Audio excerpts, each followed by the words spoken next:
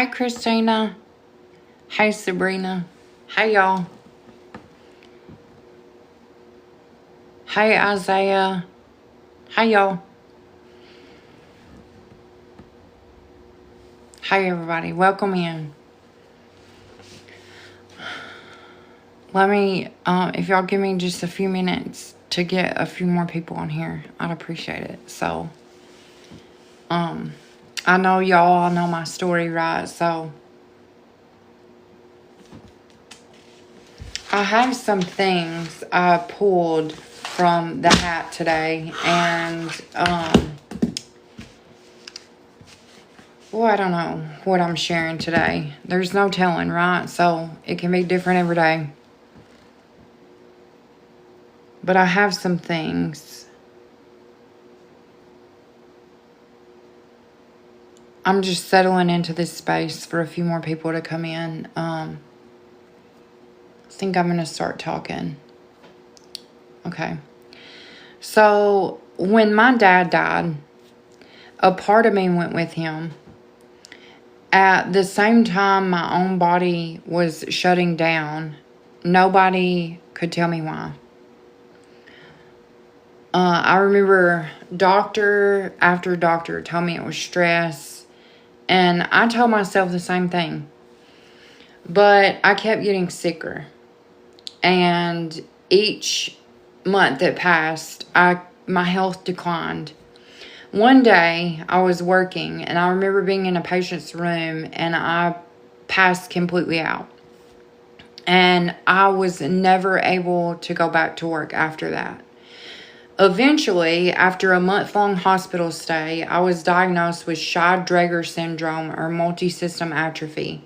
It's rare, it's degenerative, and it is supposed to be terminal.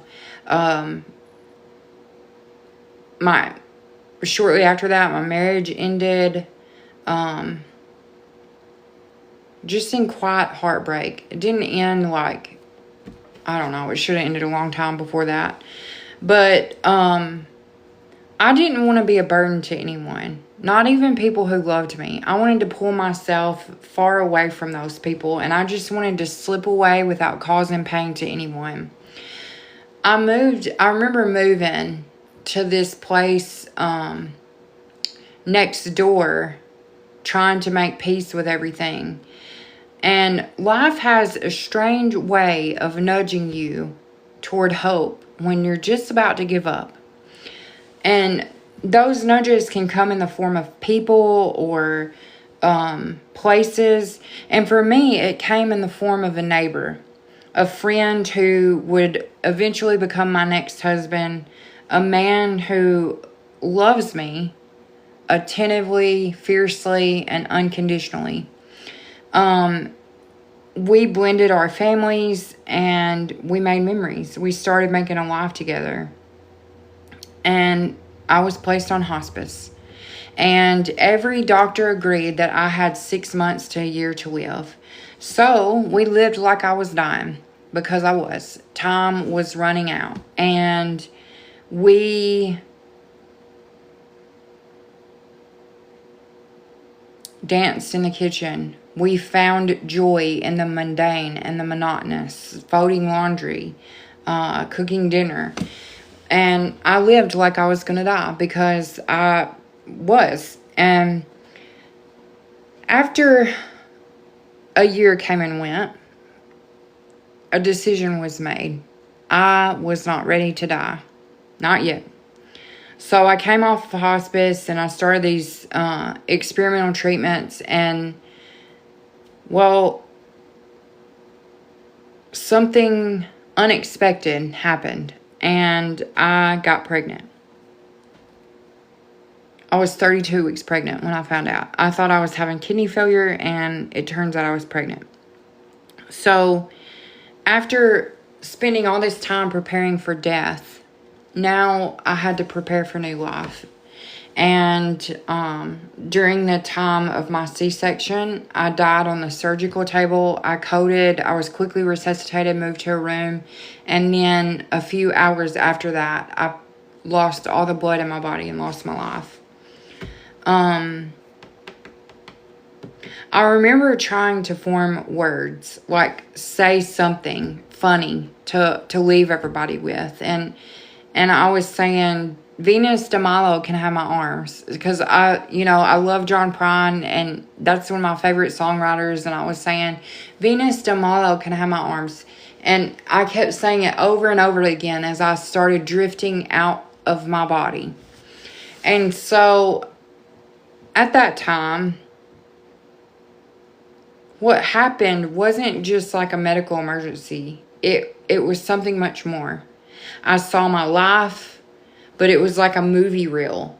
So it wasn't, it was like I could see multiple things happening all around me. Time stopped, and this wasn't just a vision. I was connected to every person that I had ever impacted or came across, and I was met with them. I was connected. I was connected with trees and bugs and the pulse of the earth. It wasn't a vision. It was a connection, a sensation. And I saw people I had lost. I saw other worlds and other dimensions. And everything that I held on to, politics, beliefs, fear, all of those things dissolved in an instant. And my life would forever be changed by that moment. I realized in that moment that we are one another. We are the earth. We are the creator. We've never,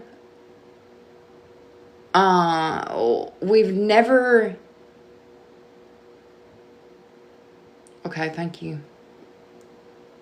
You can come in. Thank you. We were never supposed to be disconnected or divided by all these fears, beliefs, duality, right? So I talked about yesterday how some people are shaped and bound by duality, and how the world will try to pull us back into that. But once we've exceeded that point, then we can't go back to it, even if it's tempting to want to get involved with the petty. And so I realized something simple and powerful in that moment. The only thing that matters in death is love. And so if that's the only thing that matters in death, then why shouldn't it be the only thing that matters in life? Nothing, when I came back and was like slammed into my body, nothing in me was the same. Because here's what I believe now. I believe we do get to choose what happens to us. Maybe not the diagnosis or the heartbreak or the loss, but what we choose to become out of it. And we choose how we can carry it and live with it, and how we rise because of it. I chose that day to become more alive, to become more awake to beauty, to breath, to the miracle of ordinary days. And when I say magic happens all around us, I mean it. This is heaven on earth. Some people want to label it a prison planet. It's what you make it, people. If you're aware of every second, every smile, every word. I chose love. Not as a soft thing, but as the strongest force I've ever known and felt. Y'all know I have that poem that unconditional love radicalized me. And I chose to lead with love and let it lead me. To build with it, to embody it, to become it. And through life, I'm learning that love is not about grand gestures. It's not about these romantic ideals that are forced upon us in childhood, about a prince coming to save us, but it's more real. It's in the small, mundane, daily acts. Like holding a hand when silence feels too heavy.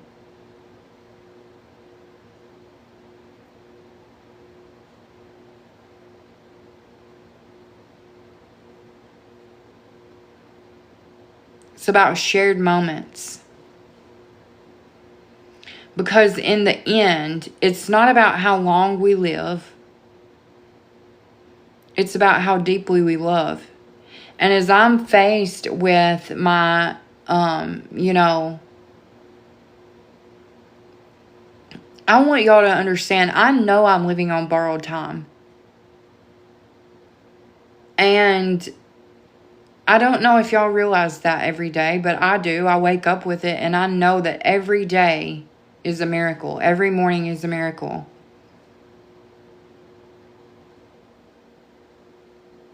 And we need to remind each other that we are one another. Maybe it's sometimes as simple as looking someone in the eye and saying, "You matter." Maybe it's listening to someone's story so deeply, even if you don't agree. Because in the end of our lives, love and connection are the only thing that matter. It's the only thing that lasts.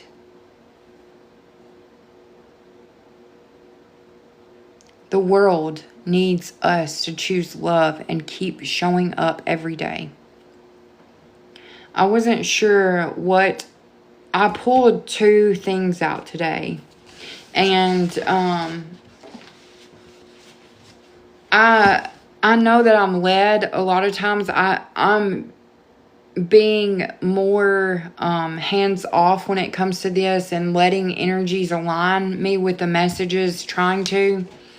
Yesterday, I can't find the ladies that came through yesterday that Uncle Kenneth brought their sons through.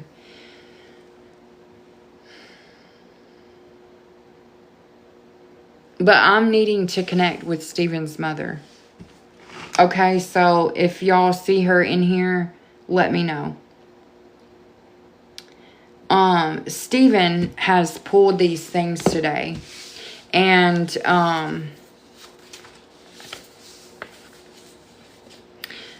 I've shared this before. It is something that I wrote. The pecan and elderberry meeting me in my death. And I also he had me pull this out about addiction. And Tara, energy that came through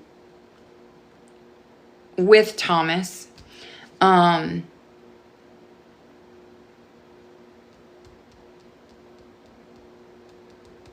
here. Okay. So this,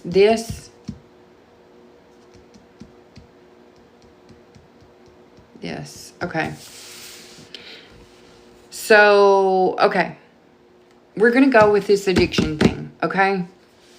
I want you to know addiction is not, this was kind of, I don't know what it's called, maybe channeling Tara's spirit. And when people die a lonely death and when they succumb to their addiction, sometimes they will stay behind and want to help others on their journey. And a lot of us are a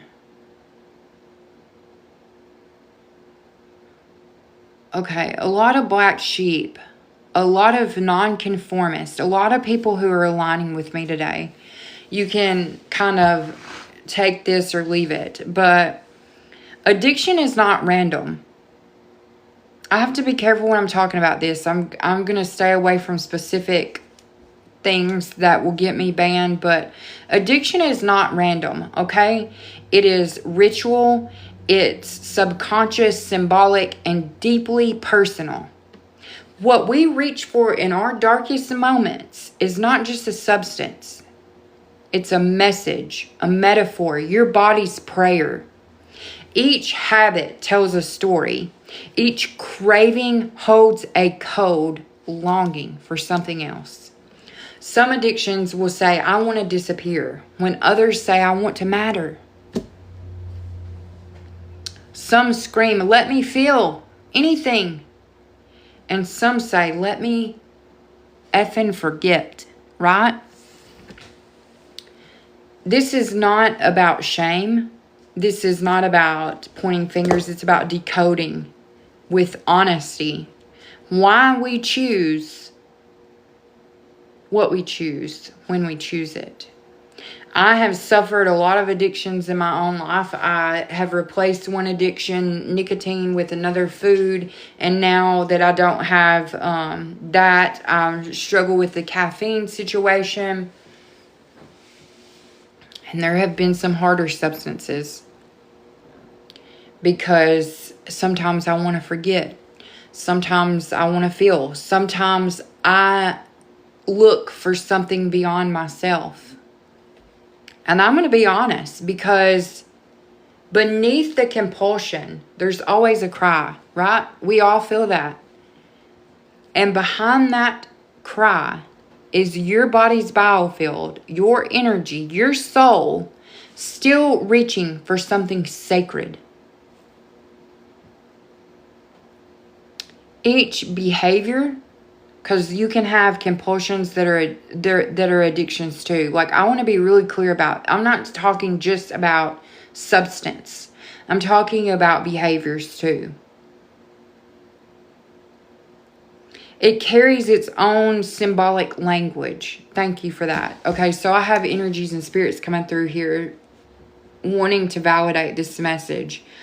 This, again, this symbol, thank you for that.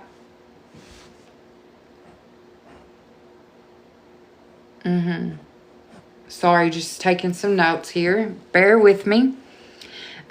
So wine can actually be saying like, we want to feel beautiful. I know that sounds silly, but pills may whisper, I need a break. And sugar, well, let me talk to y'all about sugar, because I know a thing or two about reaching for sugar. It can be fulfilling the thing, a substitute for love that was never received.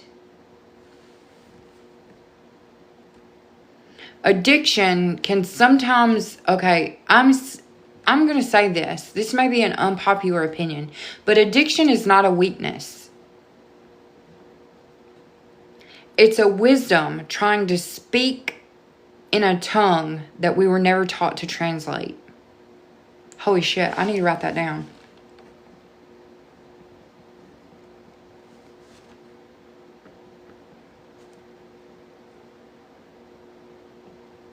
So a wisdom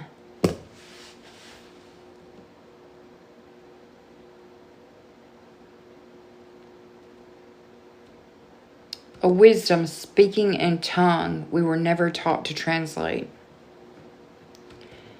So, do we ever stop and think, what is this really about? What is this addiction about? What need of mine was never met? What truth is hiding in this habit or this substance or this behavior?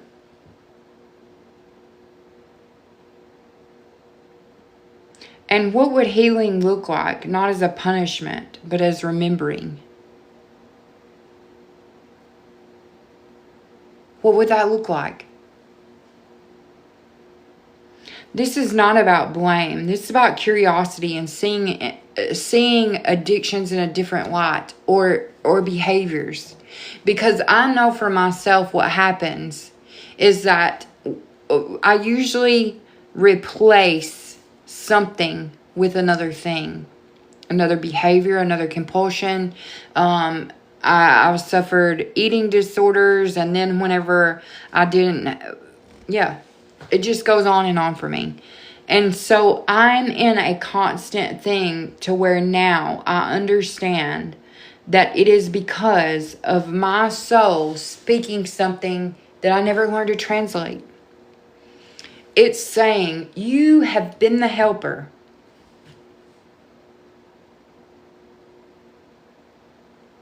You didn't receive the safety. You didn't receive the love that you needed. So you're choosing these things. You're choosing sugar. You're choosing caffeine. You're choosing other things that I can't name. So I want to talk about the specifics, and Tara helped me through each one. She wanted to name each one. And so she specifically started talking about wine and beer and whiskey, and then,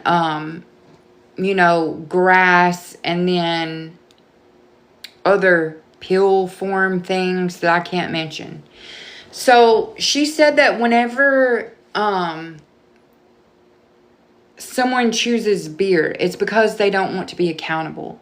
And I thought about my dad and how he was just stuck in this position. Beer was his choice, his choice, okay? And I think about that, and it hit so deep, and I thought, oh my God, so he didn't have any other coping mechanism. He chose beer because he didn't want to be accountable. It's saying it's social, casual, normal. I'm not doing anything wrong. It's just beer.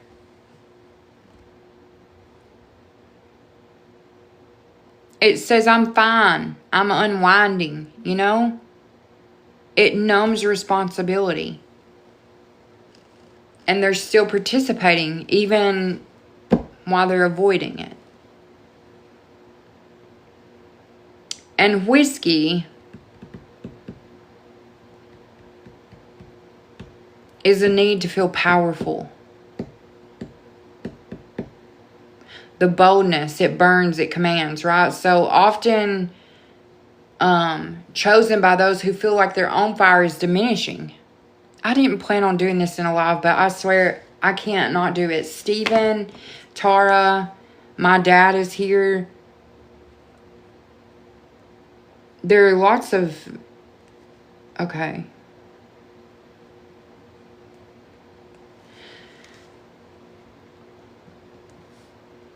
I need to be talking about this. I was going to go somewhere different with this, but I'm here now. So here we go. Wine is, I want to feel emotionally safe. I want to feel refined or special.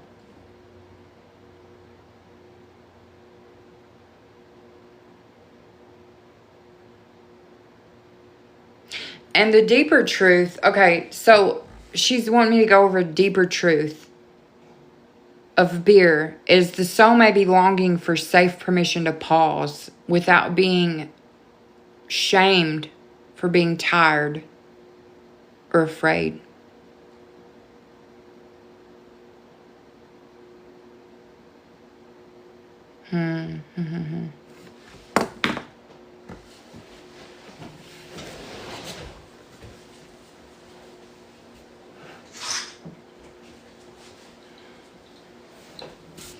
I'm holding this.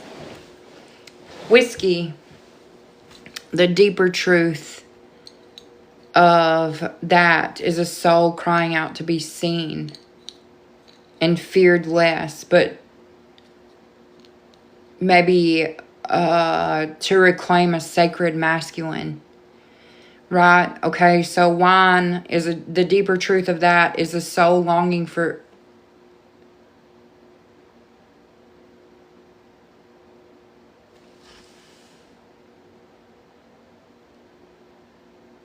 beauty and intimacy.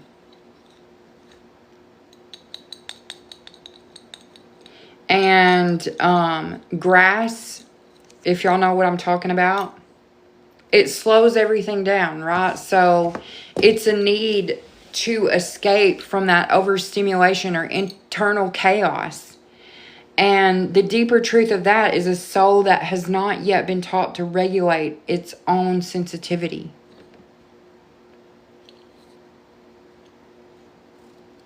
There's so many of these, and she's wanting to go in depth about all of them today. And I don't know why we're rerouting, but okay. Okay, I'm trusting. So then there are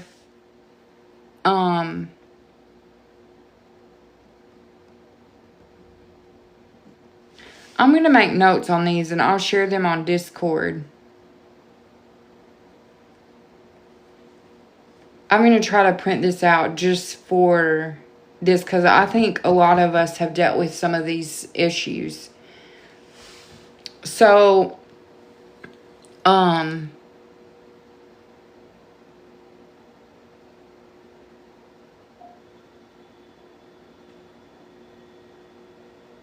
can you wait, please?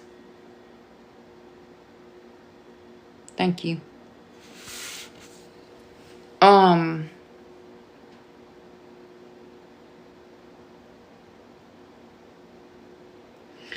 Pills and painkillers, okay? So they say, I don't want to feel this at all. Whether emotional pain or physical trauma or, well, it can create a false sense of peace and safety, right? So what would the soul's deepest truth be there?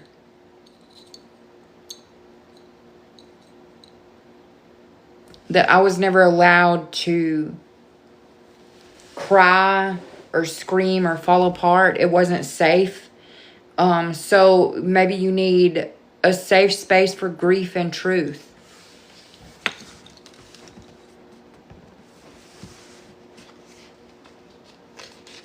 Has anyone seen Steven's mom in here? I think her screen name is Karma.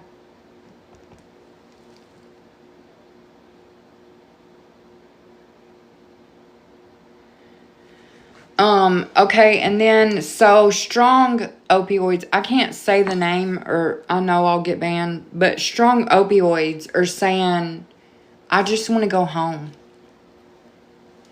It's this ache of, I know, I feel you, okay? So I want to I need y'all to understand when spirit or energies, whatever you want to call them, are communicating with me about this addiction. And some of them have had some, what we would consider pretty horrible deaths or passings, lonely passings. Their soul and energy no longer feels that, they're no longer attached to that outcome. Thomas, Tara wants you to know that she is in peace now, and this is her way of contributing to you. And thank you. So her addiction was this soul ache level and wanting out in the deepest way.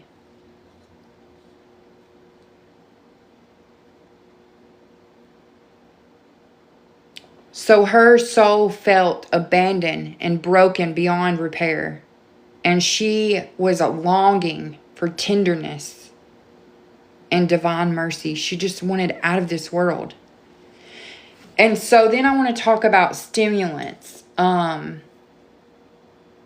y'all know stimulants, right? Like not just caffeine or there are others, right? Like I can't say them. So what do they say? I need to matter. I need to feel alive. Stimulants drive for performance. They increase attention and power. And they're often chosen by people who have been taught that value lies in productivity. They're chosen by people who crave relevance and sharpness of being on. I had one of these addictions to a diet pill, right? It made me feel good. And then I realized it's because My soul needs to know that I'm inherently worthy, even in stillness or failure and fatness. Right? We're worthy. Okay? So I'm telling you that each addiction is a prayer in disguise. It's a twisted form of devotion. A coping mechanism that becomes ritual. Let me numb this. Let me be powerful. Let me be seen. Let me go home. Let me stay. We should, okay, fruity drinks. Somebody here likes the fruity drinks. Fruity drinks is a new one. So, fruity drinks say, let me stay in the sweet.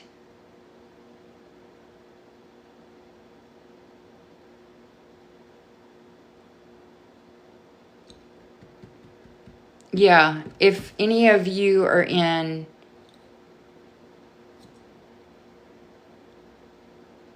you're aligned for a reason today. I truly believe that the messages that come through are for the people in these rooms.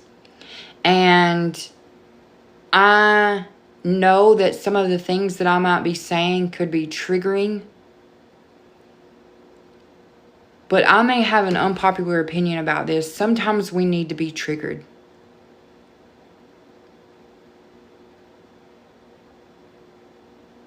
I'm thinking as images in my head pop up, and I'm thinking about Trigger, a horse taking off and propelling forward in this fast motion, right? So fruity drinks say, I'm going to keep going with this. I'm sorry. This is not my usual message, but I'm fully letting energies take over here and know that it's for purpose. And so the fruity drinks say, let me stay in the sweet and the light, and let's pretend everything's okay. They're colorful, fun, easy to swallow, literally and emotionally. They want this illusion of playfulness and joy or innocence, even when there's pain underneath. They disguise alcohol. They soften the truth. They say, I don't want to feel the bitterness. I need something sweet. Sometimes it's someone who feels that they can only be accepted if they're light, cheerful, happy, and easy to be around. I've had this drink problem. I've had them all. I think I've been through all this list now. My soul at that point was aching for permission. Drop the mask, Erica. Be the tender, raw, real version without having to decorate it.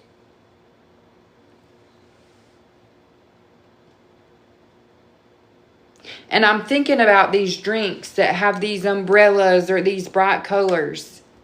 So deep down, are you saying, if I show you my joy, will you love me? If I stay safe, if I stay fun, will I be safe? If I stay pretty, will I avoid this storm? Jesus Christ, this message is for me as much as it is y'all.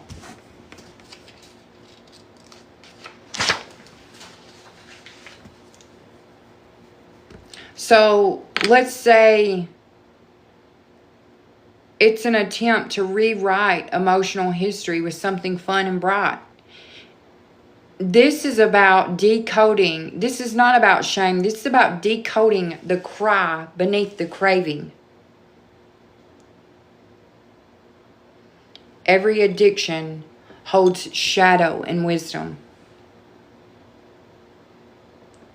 And fruity drinks are saying, let me pretend a little longer because my reality has been a little harsh. Now I want to go into behaviors. Behaviors. Can I say this? I'm going to get banned. Y'all are going to get me banned. Y'all know that. I'm going to do it. I'm going here.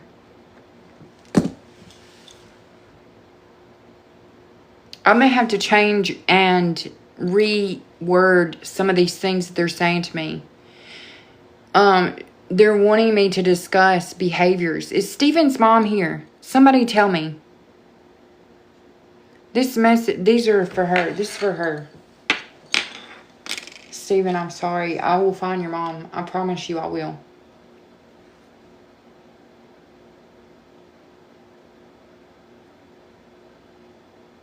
They want us to know that all the pain and all the suffering in this world goes away when you lose your body. It does not follow your energetic signature. It doesn't follow you into your biofield. It dissolves. It resolves. They need us to know that. And if we can decode this, then we have won. We have won the game. I want to go into behaviors because I've had a lot of these too. Self-harm. I'm talking to someone in here. Self-harm. Do y'all know what I'm talking about? That's your soul saying, I need to feel something real. My pain is proof of existence. I need my outside to match my inside.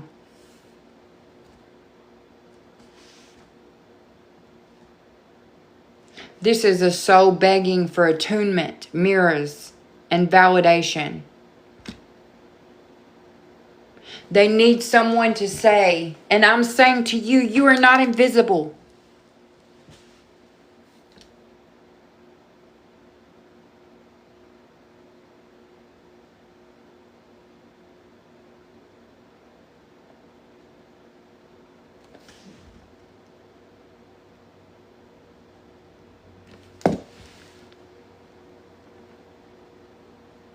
Now I want to talk about some love addictions.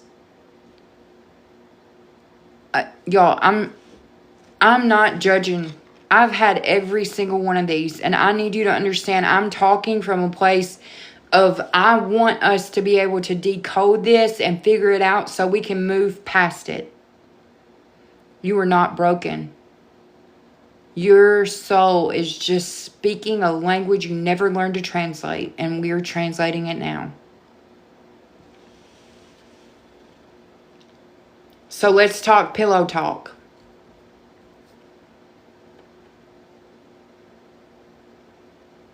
An addiction to love, or do y'all know what I'm saying? Smacks. Do y'all know what I'm saying? Smacks. Can I say that?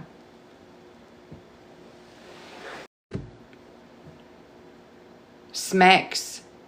Can I say that?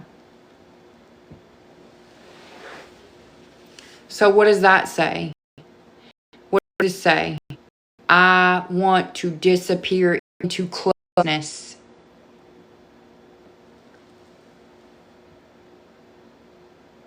And sometimes we're taught that this is safety. As women, oftentimes we are taught that this is a safe place.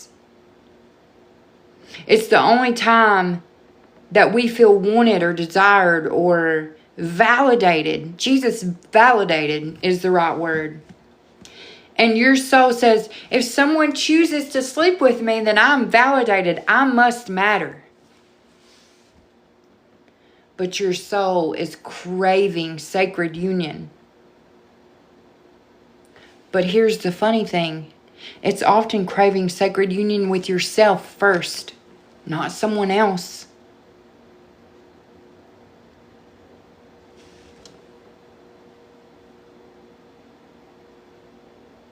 If someone chooses me, I must matter. And if a lot of people choose me, I must matter even more. There's no judgment here. No judgment from me. I want to move forward with this and heal and know that this is a safe place and your soul is being heard right now. If this is touching you in a way that you can't explain, then it's for you. You don't have to have every one of these addictions or behaviors, but you can say, I'm not going to replace one with another because I know what they all mean. Gambling. Okay, let me talk about gambling.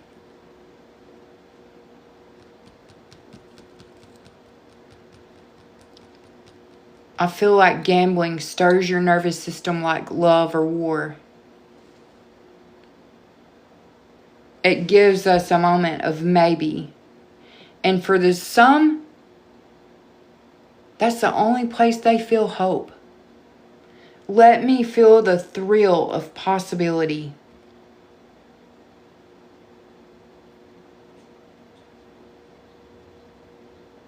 Let me outwit despair.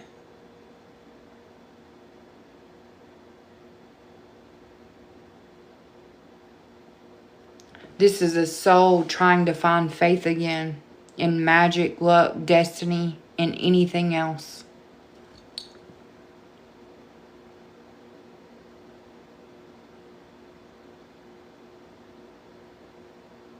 Sugar. We're going to talk about phone addictions too. Ooh, a lot of us have that. Hang on.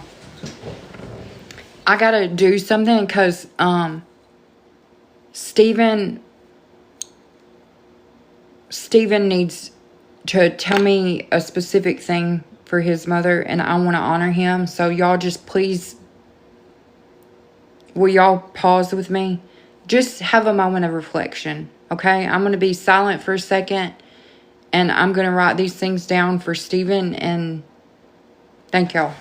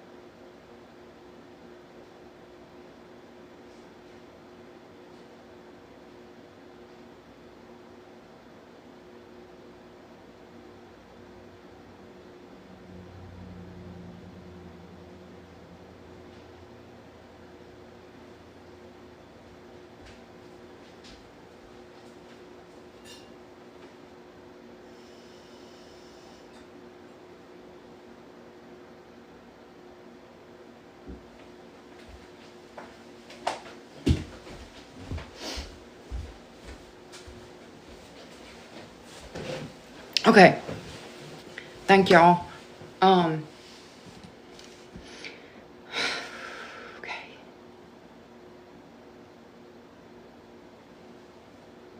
We talk about gambling? We talked about gambling. Sugar. Let me feel the sweetness. Let me feel sweet. Sugar. Oh, Jesus. I'm cutting this out. Wow. Sugar is the first acceptable award that we get. Reward, comfort, our mother's milk. Mother's milk turned neon, right? To soften emotional harshness. Give me love even if it's fake. What about that? Your soul is wanting nourishment, not just calories. It's grieving the absence of safe caregiving. And sometimes I'm getting that there can be disruptions within our system, but the soul has to be fixed first. Whatever your shadow is saying to your body, that has to be understood first. And it's not understood in modern medicine. It's not even looked at in modern medicine. We just see addiction as a disease, but there's a root cause. It's a soul, a shadow saying, I need something. I need something from you.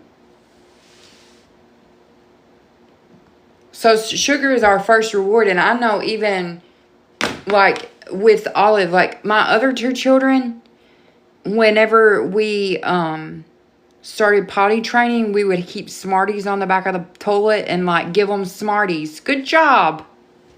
You know, so it's like a reward. It's a reward system. The dopamine, and so all these chemical reactions that happen in our body can cause an imbalance, is what I'm saying. So there can be an imbalance, but it's coming from your soul and your shadow. Thank you, Tara. Thank you, Thomas. Thank you, Joan. Your brother's here with me.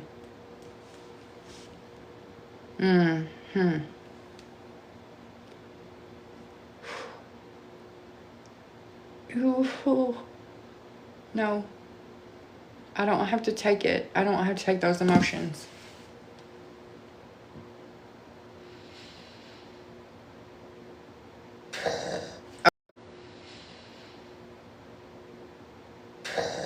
Okay. Now let's talk about phone addictions. Phone addictions. I gotta keep going, guys. I gotta keep going if you want this message out. Phone addictions are endless, right? A portal out of loneliness. An endless vacuum.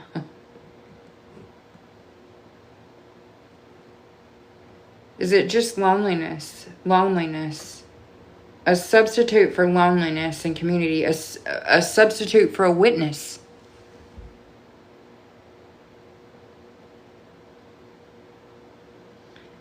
There's a shadow need here.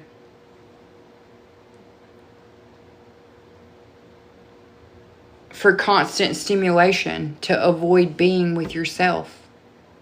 Being with the reality of being you in this world, in this time space. We don't want to be alone. We don't want to be alone with ourselves.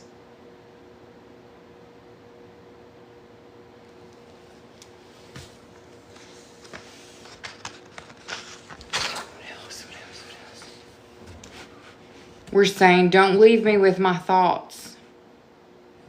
Don't leave me with these thoughts. The phone. Whoa, okay. I just drew. Did you have me draw that? What is this?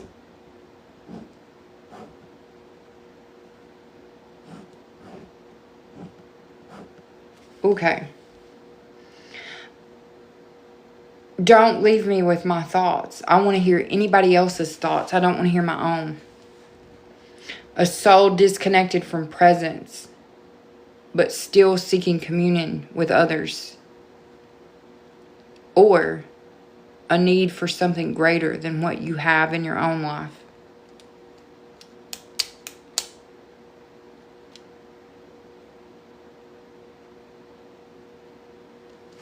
Okay, I want to talk about overeating. Y'all, I've had all these addictions. I've replaced one after another after another. I've been on a 2-year journey and I've lost 68 pounds now. And I'm proud of myself, but it's a struggle not to replace one with the other. It's a constant battle because our souls are constantly being berated by all this bull crap and all this noise. So we have to center. We have to clear and center. And I'm also wondering, a conversation I had, cast your burdens. And Olive has always done this thing where if she didn't want someone to kiss her on the cheek, she would take it and throw it away. And sometimes when she gets mad, she'll get it all out and throw it away. She's like casting it away.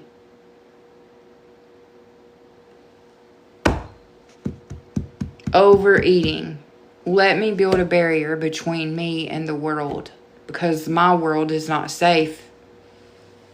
Food becomes a shield, right? If we get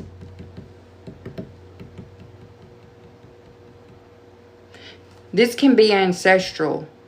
Is this the only one? Okay. Thank you for that. This can be ancestral, a protection learned from long ago. So this could have to do with several different things. Safety, self-soothing, invisibility. I want to get bigger so I'm seen. I want to get bigger so I'm safe and no one wants to touch me without my consent, right? If I'm full, I don't have to feel empty. If I'm full, I don't have to feel empty. So the deeper truth is a soul seeking comfort or deservedness.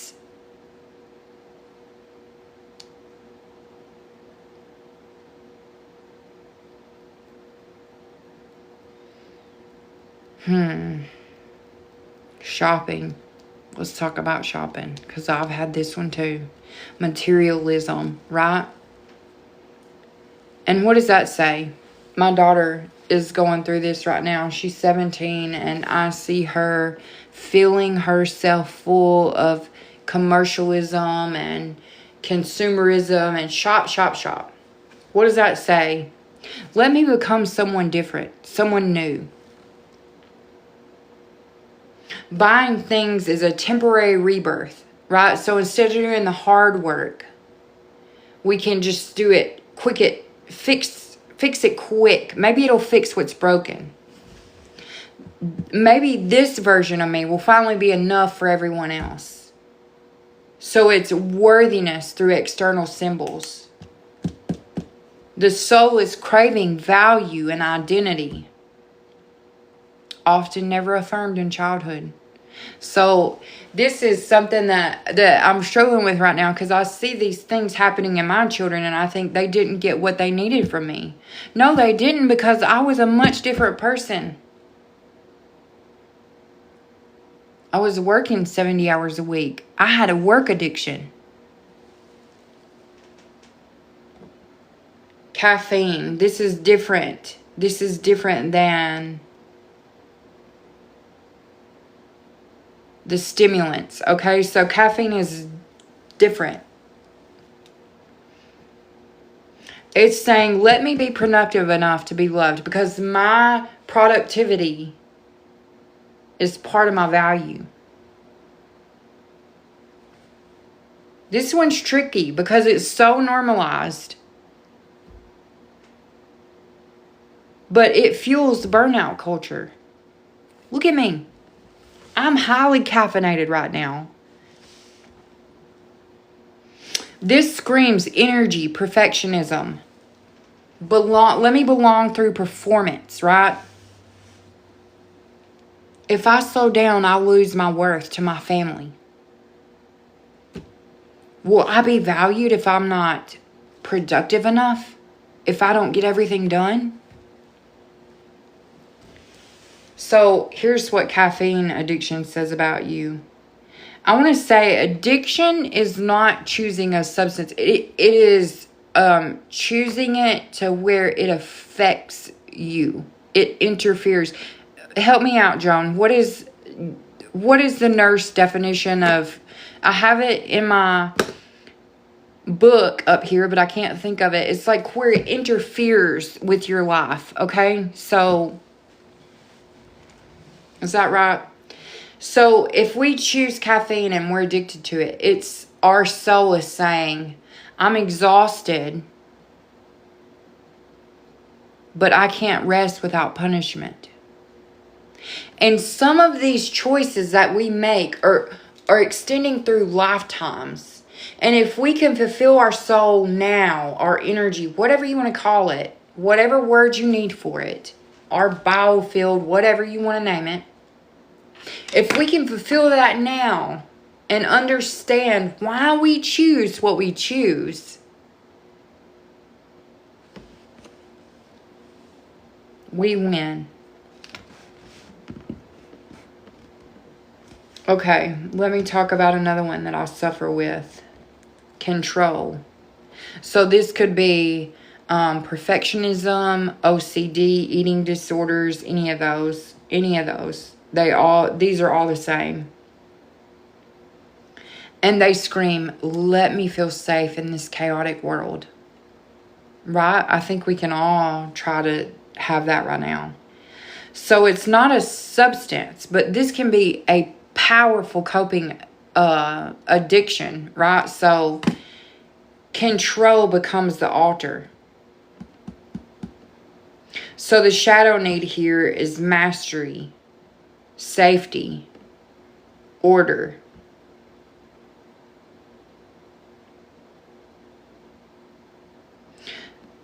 But your soul is crying out. What is your soul saying when we choose these things? It's saying, I'm afraid if I let go, everything's going to fall apart. I'm afraid to let go because if I let go, everything's just going to fall apart.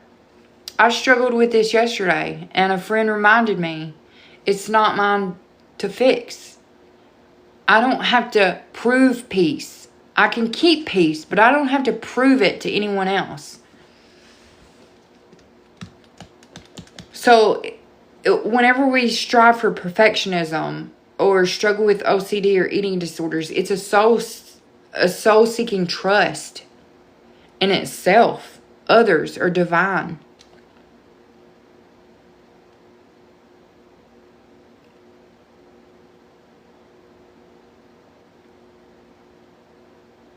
Each addiction and behavior is a doorway. I'm getting a literal, look, I drew this infinite door here. I've been scribbling, but if you can see that, it's like this hall of doors, right?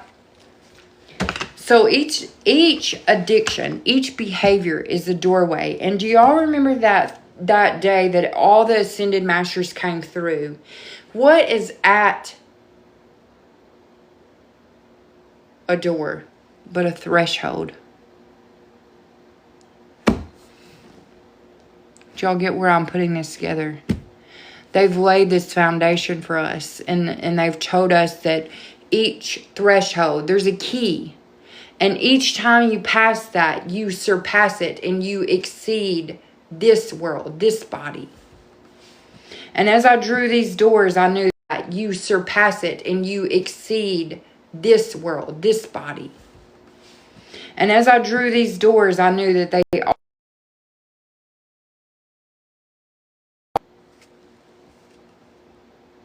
Every addiction, every behavior is a doorway. And sometimes it can be crooked.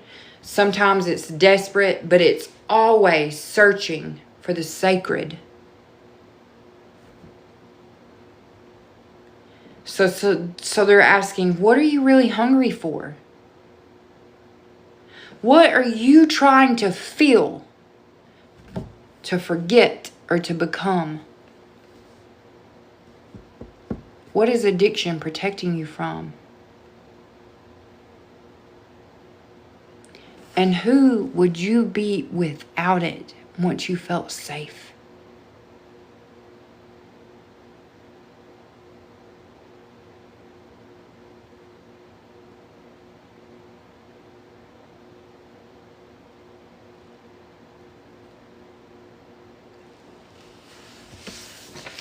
Your soul is crying for something, and it is wisdom in a tongue we've never learned to translate.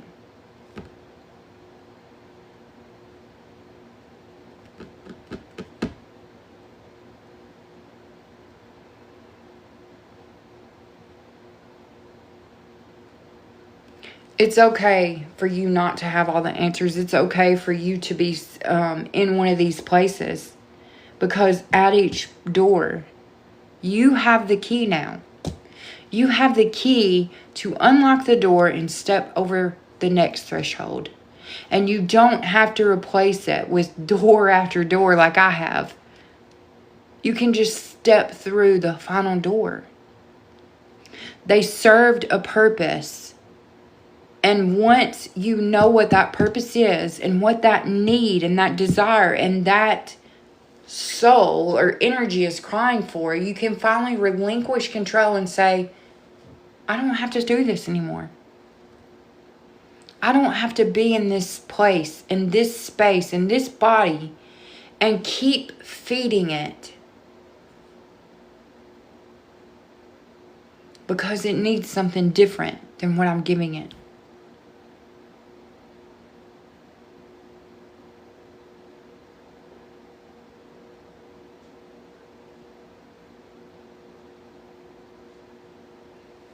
You can't judge people for their addictions. Well, a lot of people can, but I'm saying that it's not our place to judge someone else's journey. And a lot of healers and a lot of spiritualists will say, well, if you're doing it, like, you can heal yourself and all these other things. And I want you to understand,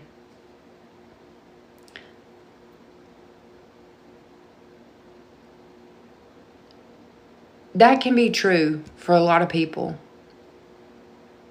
But it doesn't make you a failure if you don't. It just means you have to keep going. You have to keep showing up. You have to keep trying. You have to keep growing and learning and changing. That's part of our job as a human. Doesn't make you any less valuable. You are worthy. And you are loved. I was going to go somewhere completely different with this today. But I listened, and I'm glad that I did.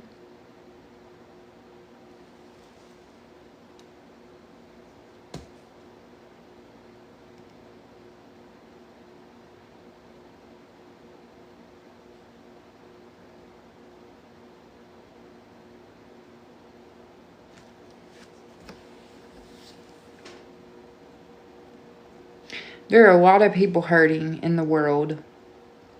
And I'm going to tell you something. A lot of people like us who are nonconformists or deeper than oceans, whatever you want to say, you will be faced with a point where someone tries to label you as a light worker or a star seed or a chosen one or indigo child. There's so many different names. Here's what I want you to know. No one has all the answers. We're all learning together. And part of this experience, this human experience, is saying, I don't have all the answers, but I can walk with you. I can walk beside you. Let's figure it out together. I once asked this married couple who, I used to work in healthcare, and I asked this married couple who had been together for a really long time. I said, well, how do you know what love is? And he said, because when I say, honey, where's this? She never gets mad or frustrated. She says, well, I don't know, but let's find it together. Let's walk out here together and find it. And that's always kind of...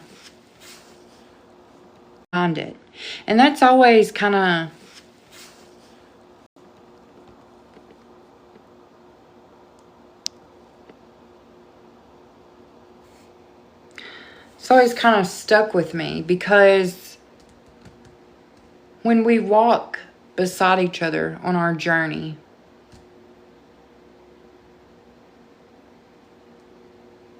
we can impact each other, and we don't have to know all the answers. Sometimes it's about being a mirror for someone. Or just loving somebody. People can find all kinds of reasons to hate. So I'm going to find as many to love.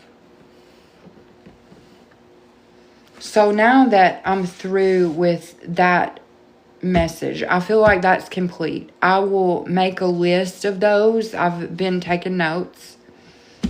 I'll make a list of those and share them on Discord. And then I pulled this out today too because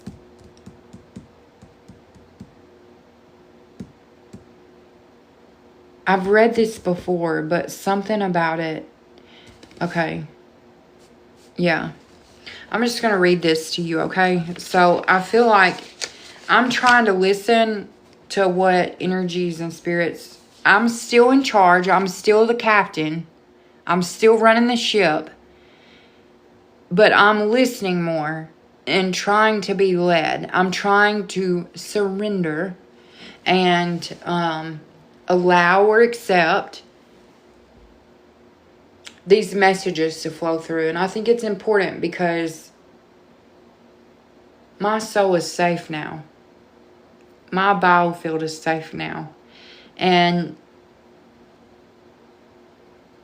to be able to speak freely is a gift. It's going to be increasingly harder to know what's real and raw and true.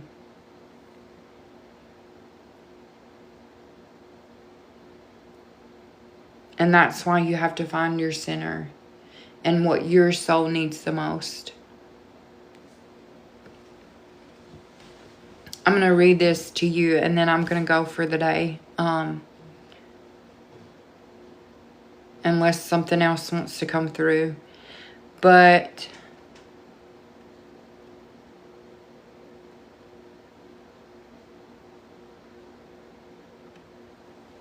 I just read a comment and I want to say this. Once you're past duality, it's challenging because you feel detached, right?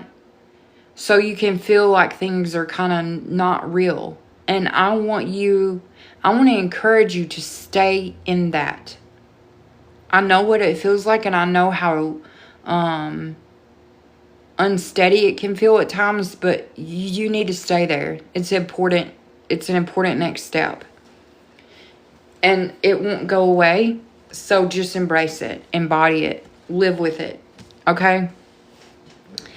This is entitled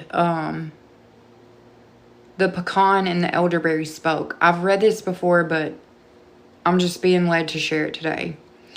When I was little, I could hear them. The trees. They weren't metaphors. They were beings. They whispered in root language, shade songs, and wind syllables only the heart could translate. I would sit beneath their branches and listen. Long before I had a name for God, I met her there, in the hush, in the rustle, in the stillness that was never empty. But then I got busy. The world asked me to grow up, to go faster, louder, farther from myself, and somewhere along the way I stopped listening. But when I died, when my body cracked open and the veil tore, it was the trees who met me first. The angels stood behind them. The ancestors stood beside them. But it was the pecan and elderberry who stepped forward and whispered, "You made it home." The elderberry stood in a liminal light, not sweet, not cruel, just real. She had walked with me through death. She had never left. The pecan towered over her, steady and generous. She showed me a vast network, an underground web of mycelium, roots, kinship, and she said, "You were never alone. You may have felt severed, but you have always been tethered. This network remembers you, and you remember us." They didn't ask what I had accomplished. They didn't care about my titles, my pain, or my performance. They cared that I remembered. that I made it back to the quiet, and that I returned to the roots. The others, those radiant beings and old souls, they honored the reunion. But the trees had been waiting. Waiting in stillness I once called childhood. Waiting in the wind I used to understand. Waiting for the day I would no longer need to believe, because I would know.